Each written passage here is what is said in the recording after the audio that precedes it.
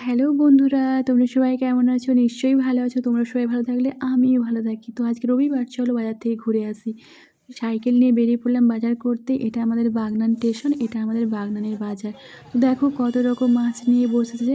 মাছ খেতে তো আমার খুবই ভালো লাগে, কিন্তু ছেলেরা এসেছে তো মাংস নিতেই হবে, তাই না?